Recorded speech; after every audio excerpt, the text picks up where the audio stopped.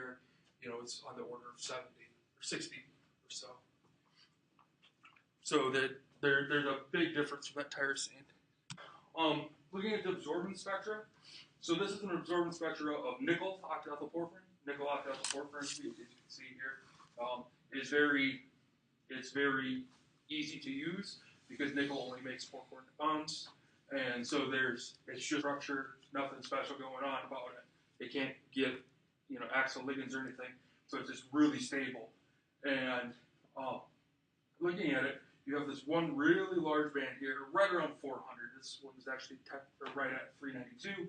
And then you have 2 other bands here out in the 500 range. And this is a very typical heme spectrum that we see throughout, or porphyrin spectrum, that you see throughout even in proteins, out of proteins, in aqueous solution, in organic solution.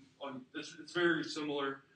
Sometimes these change a little bit in intensity. Sometimes you get a charge transfer band out there. It just depends on what's going on. But it's very similar. But what was computed was not that. So you can see here, should be something around 400 and something around 500 or so. Well, right here around 400, there's not much going on for absorbance intensity. And the reason is it's not.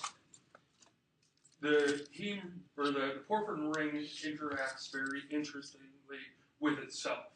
And so your HOMO and your HOMO -1 actually both have a pi to pi star transition, where they both go to this EG pi star orbital in basically all porphyrins. And these two orbitals are so close in energy that they end up actually interacting with each other.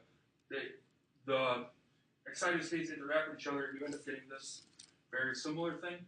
And I don't think DFT fully understands what's going on there, because it's a very unique example compared to something like just a simple CO2 absorbance spectrum, something like that.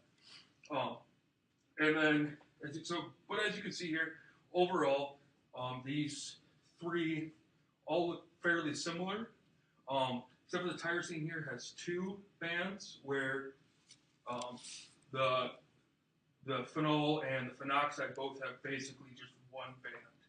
There's a little bit of a side band here.